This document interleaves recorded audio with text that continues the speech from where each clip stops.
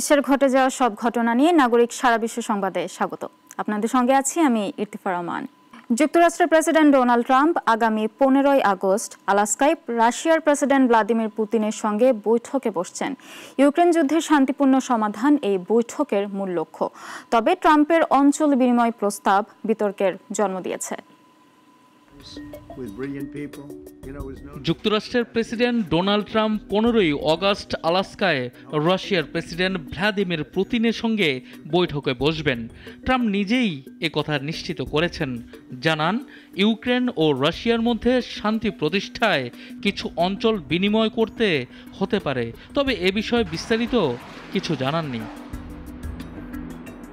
Armenia ও আজারবাইজানের মধ্যে কয়েক দশক ধরে চলা সংঘাত অবসানে হোয়াইট হাউসে একটি শান্তি চুক্তি হয়েছে। হোয়াইট হাউসে আর্মেনিয়া ও আজারবাইজানের নেতাদের সঙ্গে আলোচনার সময় ট্রাম্প বলেন, রাশিয়ার সঙ্গে শুরু করবে যুক্তরাষ্ট্র। ক্রেমলিনের মুখপাত্র ইউরি উশাকভ টেলিগ্রামে জানিয়েছেন, বৈঠকের কেন্দ্রবিন্দু হবে ইউক্রেন সংকটের দীর্ঘস্থায়ী সমাধান।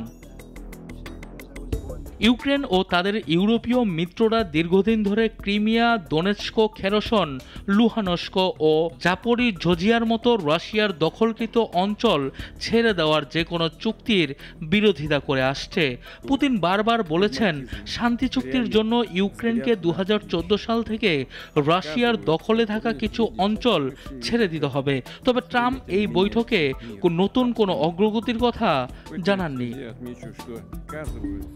এই বৈঠক নিয়ে প্রশ্ন উঠেছে, কারণ আন্তর্জাতিক অপরাধ আদালত পুতিনের বিরুদ্ধে যুদ্ধ অপরাধের অভিযোগে গ্রেপ্তারি পরোয়ানা জারি করেছে।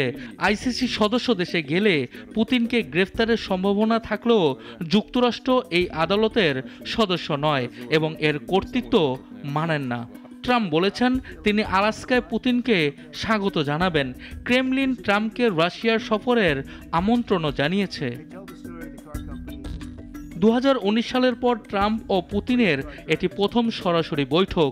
ইউক্রেন যুদ্ধের সমাধানে এই আলোচনা নতুন সম্ভাবনা তৈরি করতে পারে, তবে অঞ্চল বিনিময়ের প্রস্তাব বিতর্কের জন্ম দিয়েছে। বিশ্ব এখন এই বৈঠকের ফলাফলের দিকে তাকিয়ে আছে। সানিয়া আহমেদ, নাগরিক। উত্তরাখণ্ডের ধারালি গ্রামে মেঘভাঙা বৃষ্টির জেরে ভয়াবহ বন্যা ও ভূমিধসে বিপর্যস্ত জনজীবন। উদ্ধারকারী দল এখন পর্যন্ত 400-র বেশি মানুষকে নিরাপদে সরিয়েছে। হেলিকপ্টার ও এক্সকাভেটর দিয়ে চলছে ত্রাণ ও পুনর্গঠনের কাজ। গেল মঙ্গলবার ধারালি গ্রামে মেঘভাঙা বৃষ্টি ভয়াবহ বন্যা ও ভূমিধস ডেকে আনে। এতে অন্তত 4 জনের মৃত্যু হয়েছে। বাড়িঘর, রাস্তা ও সেতু ধ্বংস হয়েছে।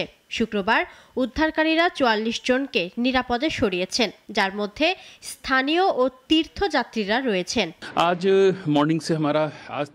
আজ তৃতীয় দিন। আমরা এখন পর্যন্ত 44 জনকে উদ্ধার করেছি। আমাদের রাজ্যের হেলিকপ্টার পরিষেবা সক্রিয় রয়েছে। ধারালি সমুদ্র পৃষ্ঠ থেকে 1150 মিটার উঁচুতে অবস্থিত একটি ছোট গ্রাম, যা গঙ্গোত্রী তীর্থের পথে একটি গুরুত্বপূর্ণ স্টপ। উদ্ধার অভিযানে হেলিকপ্টার দিয়ে আহতদের সরানো হচ্ছে আর এক্সকাভেটর দিয়ে ধ্বংসস্তূপ সাফ করা হচ্ছে। আমাদের অভিযান ত্রিমুখী। প্রথমত স্থানীয় ও পর্যটকদের উদ্ধার, দ্বিতীয়ত ক্ষতিগ্রস্ত রাস্তার সংযোগ পুনরুদ্ধার এবং তৃতীয়ত ধারালি গ্রামের পুনর্গঠনের পরিকল্পনা, যেখানে সবচেয়ে বেশি ক্ষতিগ্রস্ত হয়েছে। উত্তরাখণ্ডে বন্যা ও ভূমিধস ঘন ঘন ঘটে, যার জন্য অনেকে জলবায়ু পরিবর্তনকে দায়ী করেন।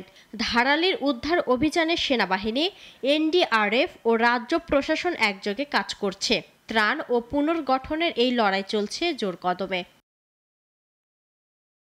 ইফফাত আরা মিথিলা, নাগরিক। ভারতে কেবল কাশ্মীর, হিমাচলেই আপেল চাষ হতো। এখন মণিপুরের পাহাড়ি অঞ্চলে আপেল চাষের জয় জয়কার। একসময় ধান, ভুট্টা আর ডালের জন্য পরিচিত এই রাজ্য এখন আপেলের নতুন ঠিকানা। জলবায়ু পরিবর্তন, আধুনিক কৌশল আর কৃষকদের উদ্যমে আপেল হয়ে উঠেছে লাভজনক ফসল। মণিপুরের উখরুল সেনাপতি ও তামেংলং জেলার শীতল জলবায়ু, উর্বর মাটি ও উঁচু অঞ্চল আপেল চাষের জন্য আদর্শ। কৃষকরা ঝুঁকছেন এই নগদ ফসলের দিকে, যা ঐতিহ্যবাহী চাষের চেয়ে বেশি লাভ দিচ্ছে। গত বছর সেনাপতিতে প্রথম ফসলের পর এবার দ্বিতীয় ফসলের প্রত্যাশা। আমরা 300-400 চারা রোপণ করেছি, সবই জৈব। এখানে বুনো আপেল খুব ভালো জন্মায়। ভবিষ্যতে ইম্ফল এমনকি দেশ জুড়েও আপেল আমরা রপ্তানি করতে চাই। শুধু কৃষক নয়, বাগান মালিক ও অন্য পেশার মানুষও আপেল চাষে আগ্রহী। একটি আপেল গাছ 100 বছরের বেশি ফল দেয়, যা দীর্ঘমেয়াদী লাভের সম্ভাবনা তৈরি করেছে। বর্তমানে মণিপুর, কাশ্মীর, জম্মু ও চীন থেকে আপেল আমদানি করে। স্থানীয় উৎপাদন বাড়লে বাজারের সমস্যা হবে না। আপেল সহজে তোলা ও পরিবহন করা যায়। প্রচুর উৎপাদন হলে বিশ্বের যে কোনো প্রান্তে রপ্তানি সম্ভব। মণিপুরের আপেল চাষ কৃষিতে নতুন দিগন্ত খুলছে। সঠিক নীতি ও কৌশলের সমর্থনে এই রাজ্য ভারতের আপেল উৎপাদনে মুখ্য ভূমিকা নিতে পারে। তরুণরা কৃষিতে ফিরছে, গ্রামীণ অর্থনীতি সমৃদ্ধির পথে। শাশ্বতী সরকার, নাগরিক। চীনের রোবট শিল্প ছুটছে উন্নয়নের দৌড়ে। 2025 সালের শুরু থেকে প্রযুক্তির এই জোয়ারে জয় জয়কার। শিল্প থেকে সেবা, হিউম্যানয়েড থেকে এআই, চীন জুড়ে রোবট প্রযুক্তির নতুন সম্ভাবনার দ্বার খুলছে। বিস্তারিত ডেস্ক রিপোর্টে। চীনের রোবট শিল্প এখন বিশ্বের অগ্রগামী। 2025 সালের প্রথম 6 মাসে শিল্প রোবট উৎপাদন বেড়েছে 35.6%, আর সেবা সংক্রান্ত রোবট উৎপাদন বেড়েছে 25.5%। দেশজুড়ে 50টিরও বেশি খাতে রোবট প্রযুক্তির ব্যবহার শুরু হয়েছে। শুধু হিউম্যানয়েড নয়, সেন্সর, 3D ভিশন ও লার্জ মডেল প্রশিক্ষণে চীন এগিয়ে গেছে বহুদূর। দক্ষিণ চীনের শেনচেনে চালু হয়েছে 10 কিলোমিটার দীর্ঘ ইনোভেশন করিডোর। রোবট উপত্যকা নামে পরিচিত এই কেন্দ্র এখন রোবোটিক্স ও এমবডিড এআই এর জমজমাট হাব। এখানে কোম্পানিগুলোর মধ্যে ঘনিষ্ঠ সমন্বয় তৈরি হয়েছে, যা উদ্ভাবনকে ত্বরান্বিত করছে। বর্তমানে চীনে 9,30,000-এর বেশি রোবট সংশ্লিষ্ট কোম্পানি রয়েছে। চলতি বছরের প্রথমার্ধে 1 লাখেরও বেশি নতুন রোবট প্রতিষ্ঠান নিবন্ধিত হয়েছে, যা গত বছরের তুলনায় 45% বেশি। এই প্রবৃদ্ধি চীনের শিল্পায়নের পাশাপাশি প্রযুক্তিগত শ্রেষ্ঠত্বের প্রমাণ। শেনচেনের রোবট উপত্যকা শুধু উৎপাদনই নয়, গবেষণা ও উদ্ভাবনের ক্ষেত্রেও নতুন মানদণ্ড স্থাপন করছে। চীনের রোবট শিল্প বিশ্বকে নতুন পথ দেখাচ্ছে। শিল্প, সেবা ও প্রযুক্তির এই সমন্বয় ভবিষ্যতের অর্থনীতির ভিত মজবুত করছে। রোবট উপত্যকার এই অগ্রযাত্রা চীনকে প্রযুক্তির বিশ্ব নেতৃত্বের দিকে এগিয়ে নিচ্ছে। জিহাদুল ইসলাম, নাগরিক। পোষা প্রাণীদের ফিটনেস এখন যেন নতুন ট্রেন্ড। কুকুরদের জন্য ট্রেডমিল, হাইড্রোথেরাপি ও মালিশের জিম বিশ্বজুড়ে পোষা প্রাণীদের সুস্থতা নিশ্চিত করছে। চীনের সাংহাইও চালু হয়েছে দেশটির প্রথম পোষা প্রাণীর ব্যায়ামাগার গোগো জিম। বিশ্বজুড়ে পোষা প্রাণীর জিম জনপ্রিয় হচ্ছে। এসব জিম পোষা প্রাণীদের স্থূলতা, স্ট্রেস ও বয়সজনিত রোগ প্রতিরোধে সাহায্য করছে।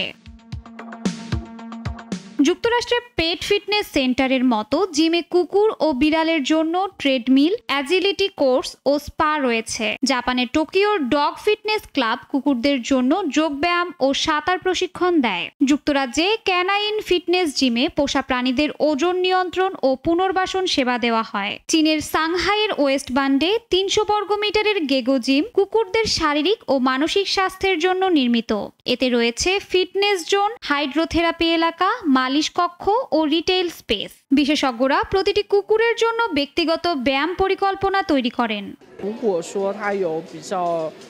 明显比较严重一点的骨关节和骨骼的问题的话，反而不能走陆地跑步机，反而他应该要先从水疗，比如说像游泳、水下跑步这样。